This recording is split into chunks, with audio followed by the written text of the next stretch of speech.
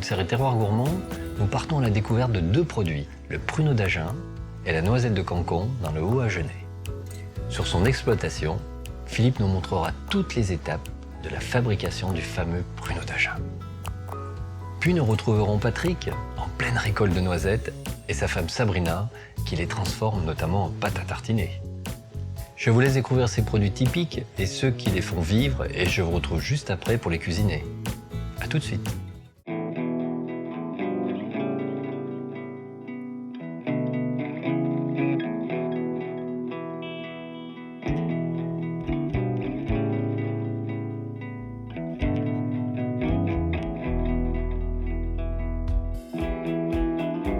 Situé dans le Lot-et-Garonne, à mi-chemin entre Bordeaux et Toulouse, le Haut-Agenais est sillonné de nombreux cours d'eau et abrite quantité de monuments. Maisons à colombage avec balcon, églises au clocher triangulaire qui donnent à ces campagnes un air bucolique. C'est aussi le pays des Bastides, ces villes neuves du Moyen-Âge à l'architecture si caractéristique. Bâties sur des collines de vergers, elles ont traversé les époques depuis le XIIIe siècle et ont mille histoires à raconter.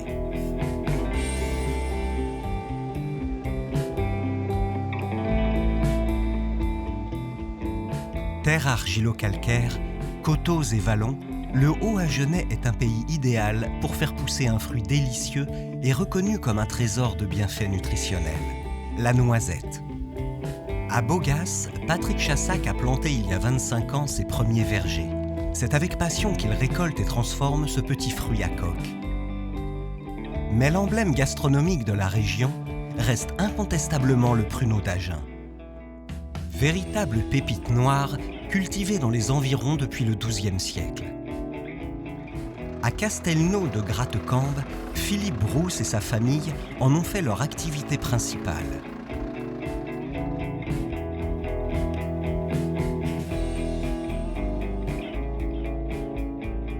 Ce matin, la météo est maussade, mais l'ambiance joyeuse, car Philippe fait visiter son exploitation à des vacanciers. Un exercice qu'il effectue toujours avec engouement. La réaction première, ah mais je croyais que le pruneau, on le ramassait comme ça sur l'arbre et qu'il se desséchait naturellement, mais pas du tout, il y a énormément de travail. À l'époque des croisades, des moines bénédictins eurent l'idée de greffer des pruniers de la région avec de nouveaux plants de pruniers rapportés de Syrie. Ils créèrent ainsi une nouvelle variété, la prune dente. Ce sont ces fameuses prunes dentes que Philippe récolte pour faire ses pruneaux. Ici, vous voyez un verger de prunes dentes, un verger traditionnel que l'on appelle plein vent. Un verger qui commence à donner à partir de 6-7 ans et qui est rentable à partir de 10 ans.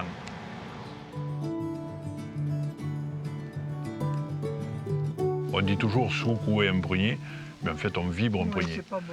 Juste on vibre, voilà, exactement. Juste le faire trembler pour que tombent uniquement les fruits mûrs. Ça veut dire qu'on y passe 3 à 6 fois à chaque prunier dans la saison. Et c'est pas une fois, non, du tout. L'œil, il est pointu. La visite suit son cours. Aucune étape n'est oubliée. Oui.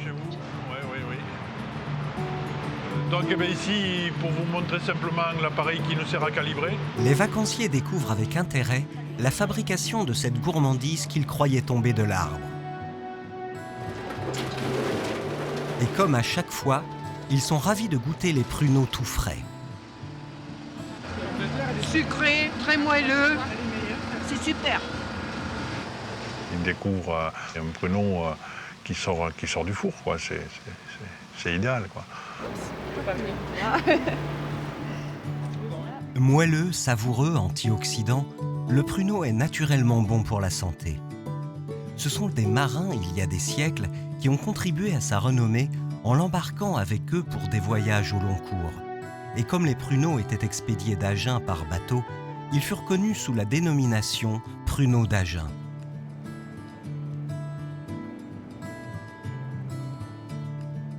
À une quinzaine de kilomètres de là, à Bogas, Patrick est aussi en pleine récolte d'un autre symbole fort de la région, la noisette.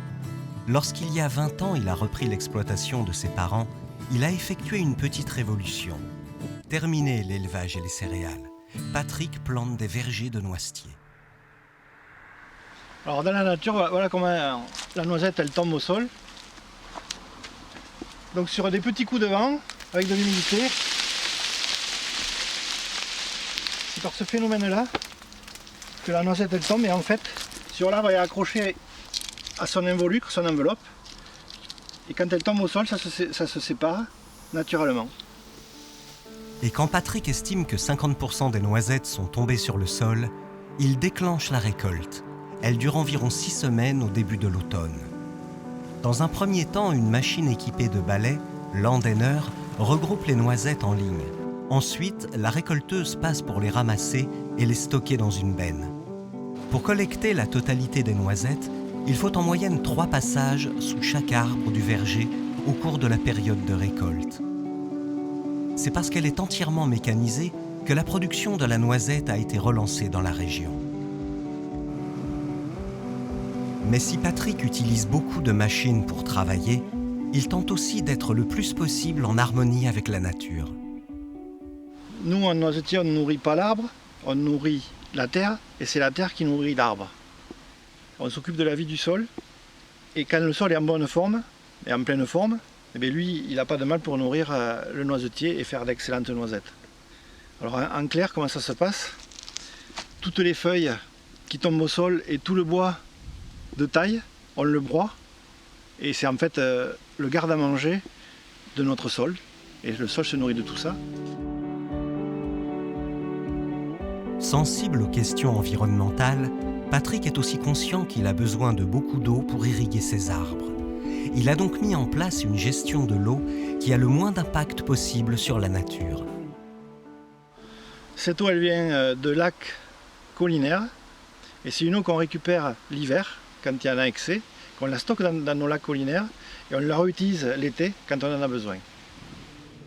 La récolte finie, Patrick s'attellera à la taille de ses noisetiers, car des branches bien élaguées, c'est la garantie d'un arbre en pleine forme pouvant donner des fruits pendant 45 ans sans problème.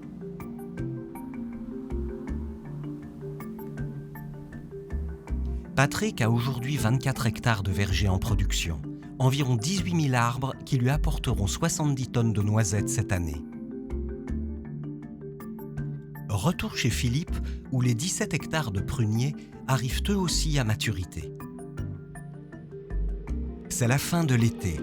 Les premières prunes habillées de leur peau bleu-mauve, fine et légèrement poudreuse, tombent naturellement au sol. C'est le signe déclencheur pour Philippe. Il est temps de faire vibrer ces arbres.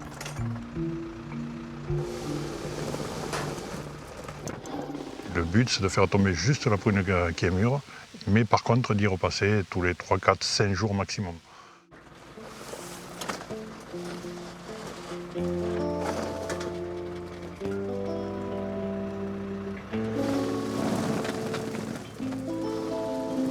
Traditionnellement, la récolte de la prune prend 4 à 6 semaines entre le 10 août et le 20 septembre. Mais lorsque l'on fait le métier de Philippe, on apprend à rester philosophe face aux aléas climatiques. Ça change la nature. Elle fait ce qu'elle veut, elle a toujours fait ce qu'elle a voulu et elle fera toujours ce qu'elle veut. On démarre, on s'y prépare 6 mois à l'avance et tous les jours c'est de l'improvisation totale. Enfin, totale, j'exagère, mais enfin oui. Dans la journée, on ne sait pas ce qui nous arrive. Surtout en ce moment qu'on est saturé, la prune tombe vite et le facteur limitant, c'est la station de séchage. Car quand la récolte commence, une course contre la montre s'engage. Impossible pour Philippe de stocker les fruits même quelques jours. Il faut les transformer très vite en pruneaux. La prune dente, quand on la récolte tous les jours, elle se garde très peu de temps. C'est pour ça que vous en trouverez sur les marchés locaux, sur place, oui, mais pas en dehors du département, parce que c'est une prune qui ne supporte pas le transport et très peu le frigo. C'est dommage parce que c'est une prune qui est vraiment goûteuse telle qu'elle est, quand elle est mûre. Et cette prune-là, plus vite elle est enclayée et mise au four, mieux c'est, parce que les sucres ne changent pas et n'évoluent pas défavorablement, ils restent tels que. Donc la rapidité à laquelle on cuit derrière la récolte de la journée, c'est la qualité du pruneau qui s'ensuit. Chaque jour, le verger de Philippe donne environ 16 tonnes de prunes. La mécanisation de la récolte est très efficace. Elle garantit non seulement un ramassage rapide et productif, mais aussi une plus grande qualité des fruits récoltés.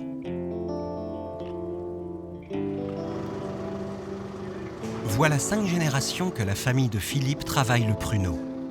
Dès que les remorques arrivent chargées de fruits, tout le monde est sur le pied de guerre à la station d'enclayage, car le triage s'effectue à la main. On les vide dans l'eau, dans le bac d'eau pour enlever tout ce qui est feuilles, poussière ou petits fruits qui seraient mal nourris, là, qui a que le noyau qui flotte. Et donc il arrive ici sur ce tapis pour être trié manuellement, enlever tout ce qui est éclaté, monilier, tout ce qui ressemble à rien, quoi, qui ne ferait pas un joli pruneau. Ensuite, les prunes sont étalées sur les claies. Toute l'astuce est de les répartir parfaitement pour obtenir une cuisson homogène. Vient enfin l'étape du séchage. Pendant la récolte, les fours fonctionnent quasiment sans interruption. Mais là, je travaille en étuve. Ça veut dire que le soir, j'enfourne toute la prune qu'on a récoltée dans la journée. Je la mets toute à la fois dans le four, à une seule fois. Et je la démarre à 60 degrés, doucement, petite température, pendant 4 heures. Et ensuite, on passe à 72 degrés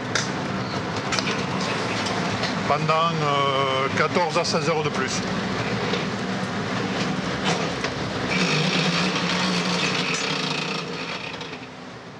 Pour faire un pruneau d'Agen à 21% d'humidité, il faut entre 19 et 23 heures de séchage dans les fours.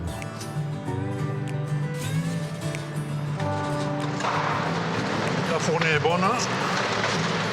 Alors tout simplement, pour connaître le taux d'humidité, le doigté. On passe les doigts sur les différentes clés pour connaître la souplesse du pruneau. Et voilà, c'est un doigté comme on dit. Et on est capable de savoir à un demi-point près si on a 21 ou 21,5 ou 22 d'humidité. Ça, à force, on y arrive.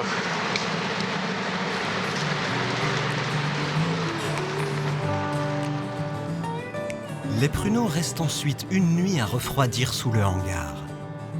Profitant de la fraîcheur matinale et de son humidité, ils seront plus faciles à décoller des claies avant d'être dégustés. Si Philippe vend ses pruneaux en direct ou à des grossistes, de son côté, Patrick fonctionne différemment. Il livre toute sa récolte à la coopérative de Cancon. Cancon, c'est la capitale de la noisette.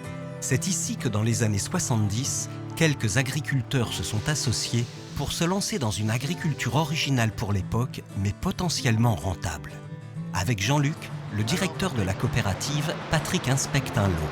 Bon, ben voilà, hein. Les énices sont belles, hein. Ouais, super. Des beaux fruits clairs. Les producteurs adhérents de la coopérative, qui sont aussi les propriétaires de l'entreprise, hein, puisque c'est le principe du système, ont vraiment pour mission de produire la noisette au verger et de la récolter. Donc on va récolter un fruit qui est tombé au sol, qu'il va falloir laver et puis qu'il va falloir sécher. Donc c'est une première étape. Une fois qu'elle sera séchée, on va la faire rentrer dans nos installations industrielles. Et là, ça va être le tri, puis le cassage, puis à nouveau des tris, et puis du conditionnement et de la mise en marché. Aujourd'hui, la coopérative de Cancon, c'est 300 producteurs, 5000 hectares de vergers et 10 000 tonnes de noisettes chaque année. Un des éléments de la compétitivité de la filière France depuis le début, ça a été de s'orienter vers une mécanisation de la production. C'est ce qui nous a permis de gagner en compétitivité dès le verger. Toute cette réflexion autour de la façon de travailler la noisette a été récompensée. La coopérative de Cancon représente désormais 98% de la noisette française. On a 2 utilisations. La noisette entière qui va directement chez le consommateur, c'est le fruit de table, le fruit de bouche. Et puis, il y a toute l'utilisation par les industriels de l'agroalimentaire. La noisette de Cancon à la cote. Si les industriels la considèrent de qualité exceptionnelle, c'est parce qu'elle est l'objet de toutes les attentions. Chaque lot est inspecté minutieusement. Une exigence qui permet à la coopérative d'accéder à de nouveaux marchés dans le monde et d'ambitionner de tripler la production d'ici 2030. Le jour où on sera moins bon, on ne gagnera plus notre vie. Donc il faut toujours mutualiser toujours travailler en groupe parce que dans un groupe, on est beaucoup plus fort et on a beaucoup plus d'idées et on avance beaucoup plus vite. Patrick livre toute sa récolte à Unicoque, mais depuis 2 ans, il en rachète une partie qu'il transforme avec sa femme Sabrina en de multiples recettes à base de noisettes. C'est à Bogas que Sabrina prépare ses créations. Ancienne éducatrice sportive, elle a dû reprendre une formation d'agricultrice pour travailler avec Patrick. Et depuis presque 2 ans, elle imagine et élabore de nouvelles recettes à base de noisettes. Nous, la noisette qu'on utilise essentiellement pour la partie transformation des produits, c'est de la paouetette. Donc c'est une petite noisette qui, moi, que je trouve très, très goûteuse et très intéressante pour toute la partie transformation, noisettes enrobées, pâte à tartiner, etc.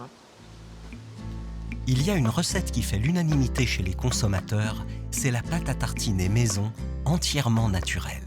La fameuse pâte à tartiner, c'est une recette relativement simple où on va utiliser donc cette paouetette, cette variété-là. On va torréfier la noisette, la mélanger et la broyer, la torréfier et ensuite la broyer avec du sucre.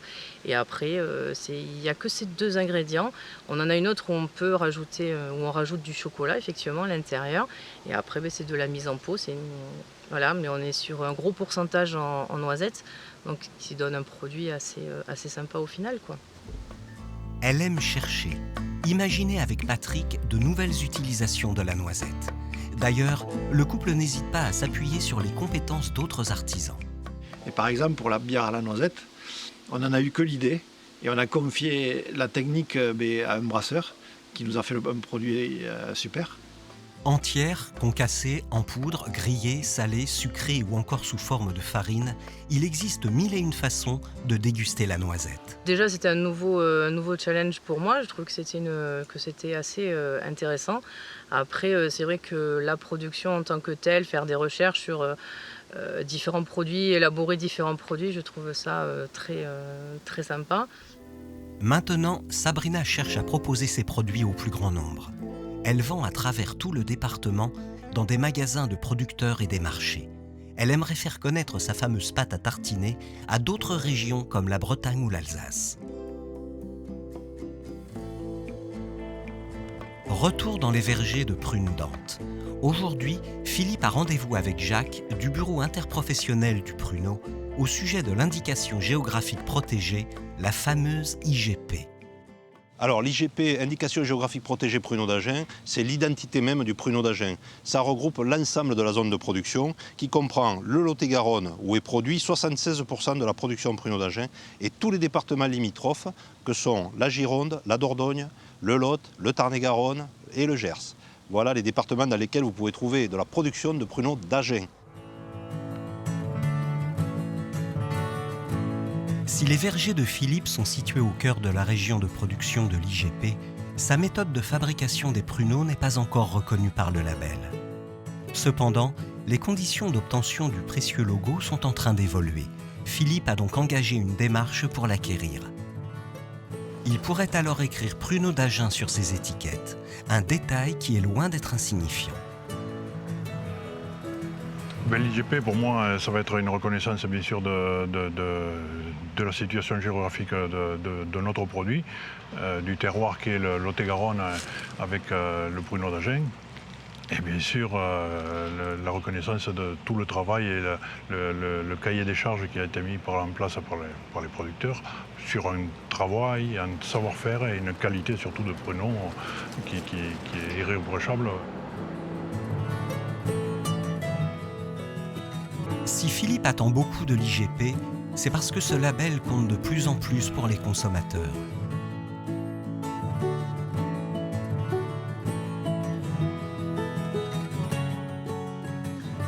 Les caractéristiques de l'identification IGP pruneau d'Agen, ça permet justement de bien identifier le produit et de garantir une sécurité sanitaire alimentaire, donc une traçabilité du produit, du verger à l'assiette.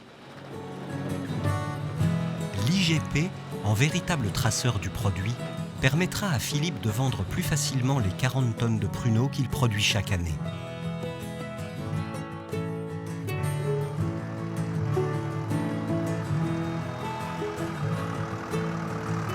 À Cancon, Sabrina organise une dégustation dans un magasin de producteurs. C'est ici que sont vendus tous les produits dérivés de la noisette locale. Alors là, on a une crème de noisette, noisette sucre, chocolat. Et celle-là, crème sans chocolat, pardon. Alors on va goûter sans chocolat. Voilà. Donc on est sur une base de plus de 50%, on prend la noisette et du sucre. Ce sont les deux ingrédients de base de cette crème de noisette en fait. Et dans celle-là, on rajoute juste du chocolat. Chocolat noir à l'intérieur. Complètement naturel. Ah oui, rien d'autre. Voilà. Donc la noisette est torréfiée, broyée, sucre et voilà. Délicieux. Elle sait bien parler de son produit. Et ça, c'est très agréable quand on rentre dans une boutique, de connaître quelqu'un qui sait de quoi elle parle et qui vous explique la fabrication, comment ça a été fait. Et ça, je trouve ça très agréable. Alors, je vais déguster, voilà. Les consommateurs s'intéressent de plus en plus à ce type de circuit court. C'est l'occasion pour eux de découvrir des produits de saison, de proximité, avec des garanties de qualité et de traçabilité. À la bouche pour l'instant. En fait, on a intégré dans le brassin directement au départ avec les autres céréales du tourteau de noisettes. Et le tourteau, c'est ce qu'on récupère après avoir pressé pour l'huile. Et donc du coup, après, ça suit le process classique de fermentation et de fabrication de la bière. Donc du coup, on est sur une bière à la noisette et pas aromatisée. Elle est fine et délicate. Alors ça, c'est des petites galettes type galette bretonne avec des éclats de noisettes torréfiés dedans.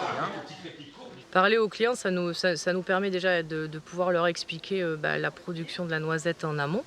Parce qu'en fait, on se rend compte que c'est une production qui n'est pas forcément connue du grand public. Les consommateurs sont très friands en plus de ce genre de... Ils aiment bien mettre, on va dire, la tête du producteur derrière le produit tout simplement. Donc, avec des éclats de noisettes torréfiées. Cette dégustation est un succès pour Sabrina. Avoir des retours positifs sur ses produits l'encourage à continuer dans cette voie, à innover, à se renouveler.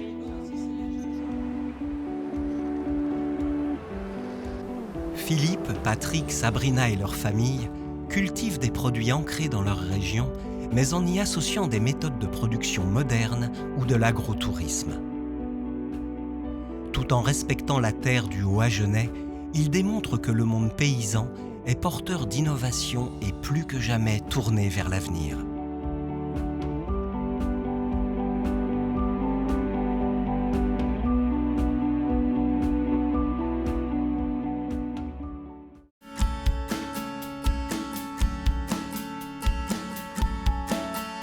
Aujourd'hui, je vous propose une crème brûlée au foie gras, vierge de noisettes de Cancon et pruneaux d'Agen.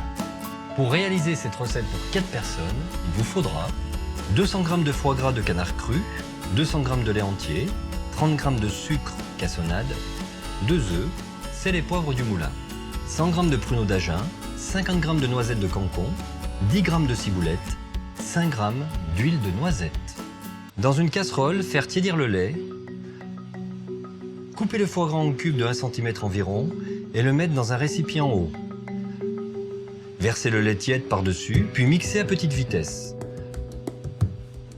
Lorsque le foie gras est bien incorporé au lait, assaisonnez.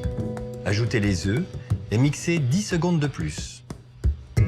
Attention, pas plus de 10 secondes. Si vous mixez trop longtemps, vous risquez de faire monter les blancs en neige. Filtrez enfin le mélange au travers d'une fine passette. Pour avoir des crèmes impeccables, il faut retirer l'écume qui s'est formée à la surface lors du mixage. La technique du chef, c'est très simple. C'est passer un chalumeau sur toute la surface afin d'ôter toutes ces bulles et d'avoir un appareil complètement lisse. Répartir le tout dans des ramequins individuels, puis les filmer en dessous et au-dessus. Dans un cuiseur vapeur chaud, déposer délicatement les ramequins, puis couvrir et cuire 15 minutes. La cuisson à la vapeur permet une cuisson uniforme, donc forcément une crème qui sera savoureuse et très moelleuse.